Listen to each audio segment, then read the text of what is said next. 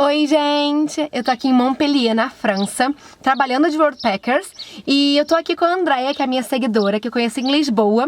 E a gente decidiu viajar juntas. E aí a Andrea já tá viajando de Worldpackers há mais de 5 meses.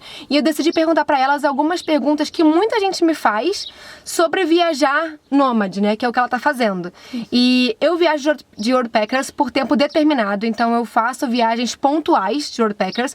Já a Andrea, ela já tá viajando assim direto, tipo num batidão, e eu acho que vai ser mais legal conversar com uma pessoa que tá fazendo isso e pode tirar dúvidas específicas. Então eu fiz aqui uma listinha de coisas que a gente vai abordar nesse vídeo.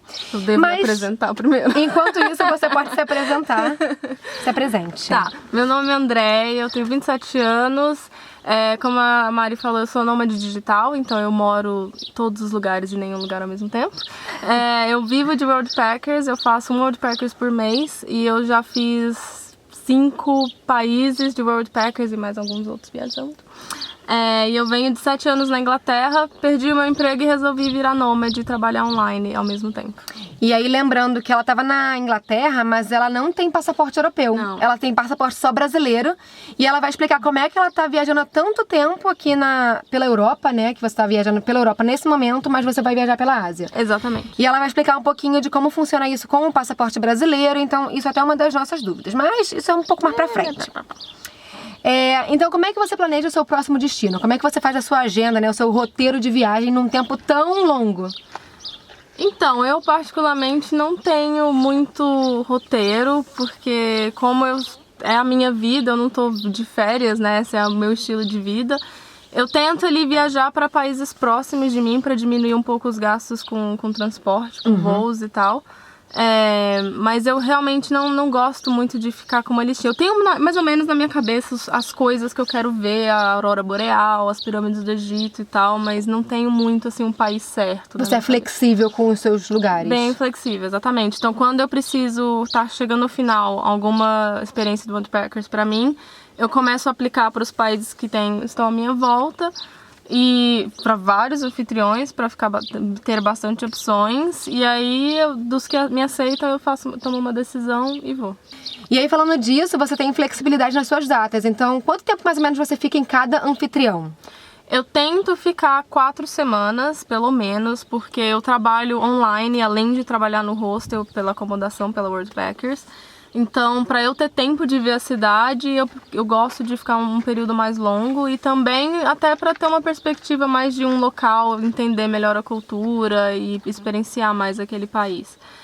Mas aqui, por exemplo, a gente está ficando 2 semanas, porque foi o que bateu nas nossas agendas, né? Então dá pra fazer as duas coisas. Eu vou ficar, por exemplo, meu próximo país é a Bósnia e eu vou ficar 6 semanas na Bósnia, porque eu quero ficar um pouco mais quieta num lugar só. Então é bastante flexível nesse esquisito. E aí você falou que você tenta marcar o seu anfitrião com antecedência, mas se você não consegue marcar com antecedência, como é que você faz pra se inscrever assim? Tipo, você já se inscreveu assim, faltando pouco tempo pra ir pra um outro Sim, por exemplo, quando eu tava em Praga, uma vez eu me inscrevi, eu fui aceita 3 dias antes do dia de eu viajar. Então, assim, quando você não tem muita antecedência, como é o meu caso, eu gosto de viajar meio que assim no impulso, mas ao mesmo tempo o problema é que eu não tenho muitas opções. Então eu tenho que aplicar para vários lugares e não posso ficar assim, eu quero ir para país X, entendeu? Porque você tem que se dar opções, porque muitos anfitriões não vão responder, ou não vão te aceitar, ou não vai ter lugar. Então, e se você quiser viajar para um país X, você precisa se inscrever com pelo menos 2 meses de antecedência, né? Sim, se isso for na sua cabeça, eu quero ir para a França, você tem que se inscrever com mais antecedência, porque para se dar mais tempo para os anfitriões. E você consegue, assim, tipo, viajar, não na cidade que você tá, mas você consegue viajar, tipo, ao entorno enquanto você tá fazendo Worldpackers? Então, às vezes dá, porque primeiro você já sabe os dias de folga que você vai ter quando você chega. Se você quer passar um período mais longo de tempo, é legal às vezes você pode trocar com outro voluntário. Então você pode tirar, por exemplo, 4 dias seguidos e viajar. Muitas vezes, quando você chega no anfitrião, o anfitrião já te dá alguns dias de folga para você meio que se situar ali. Então, você também pode viajar nesse período. E você também consegue conhecer, tipo, você também consegue turistar enquanto você tá fazendo Worldpackers, né? Você Com não certeza. só trabalha, tipo... Não, sou de jeito nenhum, escrava! imagina. Mesmo eu ainda tendo meu trabalho online e a Worldpackers, eu ainda tenho tempo de turistar. Então, assim, não é... É uma coisa muito certinha, você sabe muito bem as horas de trabalho que você tem. Se você, às vezes, quer mais tempo para turistar, você pode aplicar para oportunidades de 25, 20 horas por semana, Isso. ao invés de 32, por exemplo. Então, antes de você aplicar, você já sabe o número de horas por semana. Quando eu apliquei pra uma vaga em Paraty, fiquei 4 dias em Paraty, eu trabalhava 6 horas por dia e eu fazia as minhas horas. Então eu começava meu horário 8 da manhã e 2 da tarde eu já ia conhecer o lugar e tal, tipo, passear. Então, você consegue sim acomodar o turismo com o voluntariado e eu acho que no final acaba sendo uma experiência completa, né? Você, além de turistar, você ainda acaba tendo conexões com outras pessoas. Aprende coisas novas. Aprende coisas novas e conhece o país de uma forma diferente, né? E mais barato. E mais barato. Porque às vezes você tá conhecendo, tipo, tá num hostel e os donos do hostel, como era lá no caso de Lisboa que você ficou, são portugueses. E aí eles vão te dar dicas específicas da cidade. Tipo, você precisa ir em tal lugar. Que muitas vezes você nem ia conhecer pela internet, sabe? Tipo, Não, um lugar específico lá que fulano te indicou e se não fosse pela Worldpackers ou pela experiência, você nem ia conhecer. E parte da experiência também, muitas vezes você pode fazer todas as atividades que são pagas para os guests, para os hóspedes, né? Você pode fazer de graça. Eu, por exemplo, em Barcelona, fui num show de flamenco para acompanhar os hóspedes. Já fiz viagens para Sintra também, em Lisboa, de graça, porque eu fazia parte do staff do hostel. E aí isso é legal de falar porque quando você se inscreve na plataforma, na página do anfitrião tem lá escrito tudo que você vai receber e o que você precisa dar em troca. Então você vai ver lá que você tem direito à acomodação e qual é o tipo de acomodação. Então vai ser quarto compartilhado, quarto privado, vai ser em tenda. Tem lá descrito isso. Tem quantas refeições você vai ter direito por dia. Se você tem direito à lavanderia, se você não tem. Se você tem direito a drinks de graça, se você tem direito a tours de graça. Então tem tudo descrito. E aí o que eles esperam de você? Então eles esperam que você trabalhe, sei lá, 5, 6 horas por dia, que você tenha, sei lá, 2 dias de folga. Então tudo tá descrito naquela página. Os pré-requisitos também, então quantos anos geralmente precisa ter, né? A idade mínima é 18 anos, então se você precisa falar só inglês ou outro tipo de língua, ou se você não precisa falar língua nenhuma, então tem ali os pré-requisitos. E também tem as reviews, que você pode ter uma noção melhor ali de como que é a experiência na prática, né? Você também pode contactar pessoas que fizeram aquela experiência, inclusive experts, como eu, se você quiser. E você pode perguntar para as pessoas mesmo que viveram aquela experiência como é que é.